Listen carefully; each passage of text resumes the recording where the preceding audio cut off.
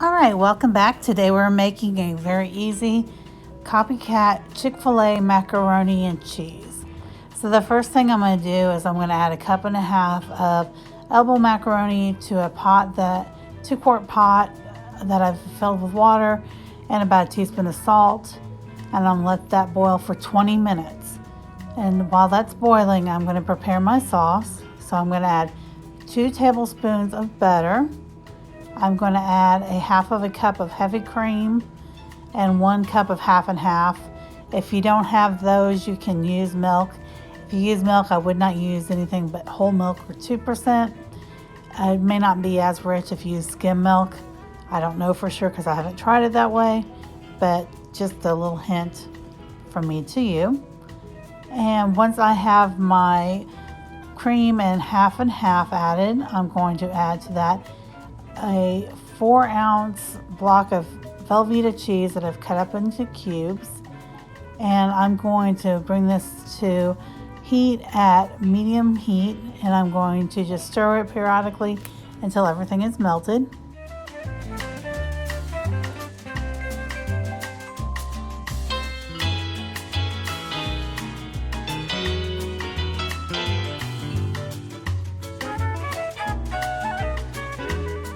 And I'm going to stir my pasta 2 or 3 times during that 20 minutes. I know 20 minutes seems like a long time, but it's exactly what you need, I promise you. And then once I've got the velveeta and cream and half and half mixture melted, this is going to be a little bit thick, but not too thick. I'm going to add the rest of my cheese. Now I am going to add 1 cup of sharp cheddar cheese, 1/2 cup of white sharp cheddar cheese, and 1/4 cup of Parmesan cheese. Now I did shred my own except for the Parmesan. You can use pre-shredded, but I really do think in most recipes shredding it yourself tastes much better, and it's really worth a little bit of extra step unless I'm just really kind of being lazy, which there is absolutely nothing wrong with that, but it's just, it's just depending on my mood. But for this, I really would recommend you do that. And once the pasta's done and the sauce is done, I'm going to add my pasta to a large cast iron skillet. If you don't have a cast iron skillet, you can add this to a 8x8 or 10x10 baking dish. And then you're going to add your sauce to the top of it. Now, at this point, it is going to look very, very soupy, but I promise you it's not going to stay soupy like that. It's going to turn into something so incredibly good. But once I've got all my cheese sauce added, I'm just going to stir that really well. Ignore the dishes in the background. And I'm just going to make sure that all of the sauce is incorporated well. All the noodles are covered. And then I'm going to sprinkle it with an additional 1/2 cup of sharp cheddar cheese and 1/4 cup of the sharp white cheddar cheese. And then I'm going to bake this in the oven. And I'm going to bake it at 375 degrees. Bake this uncovered for 20 minutes until it's bubbly and golden brown. Thank you for watching. Welcome back. I hope you enjoyed this video. If you did, be sure to give it a thumbs up. I had several Chick-fil-A's near me. I had 3 of them within a 15-minute drive when I lived in Mississippi. Actually 4 of them, because there was one right on the other side of the Memphis border. So 4 of them, and I didn't frequent Chick-fil-A a whole lot, but I would say once or twice a month, especially after it was just me in the house and I didn't really want to cook a whole lot for just me. But anyhow, I always get the same thing. I always get spicy chicken sandwich with Polynesian sauce to dip it in. It's so good. I used to get the French fries, but then I discovered they had mac and cheese. And I decided to try it because I like homemade macaroni and cheese.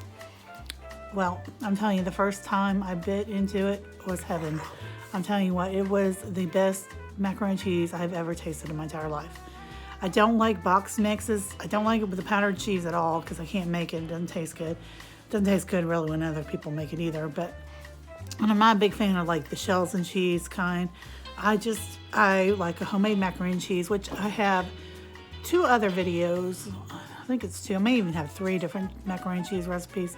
And I have an Instant Pot one. I now have a crock pot one that is just set and go. You literally don't have to cook anything with either one of those. Now this one is a little bit more work than those, but I'm telling you, it is well worth it. Oh, it was just like eating Chick-fil-A macaroni and cheese. So good. Oh my gosh, it was such a hit. I did mine in a cast iron skillet. You can do yours in just a baking pan.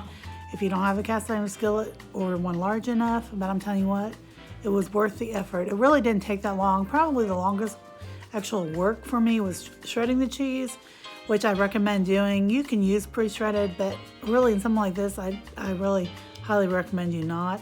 I try not to use pre-shredded in very many recipes. Occasionally I will when I'm just not feeling it. I guess lazy for lack of a better word. I don't feel like messing with grating cheese. So anyhow, I think that's about it for now. Let me know in the comments down below, have you had the Chick-fil-A macaroni and cheese? And also, do you have Chick-fil-A near you? We have one in Champaign, which is about 45 minutes from me. So if I ever really get a hankering for it, I can definitely go get it. But yeah, I do kind of miss the Chick-fil-A. All right, I guess that's about it for now. I will talk to you guys later. All right, I do appreciate you guys watching. And let me know in the comments down below what you'd like to see from me in the future. If there's any recipes you'd like me to make, I'm always willing to check into those. And I hope you guys have a great day. Don't forget, not every day is good, but there is always something good in every day. And I'll see you next time.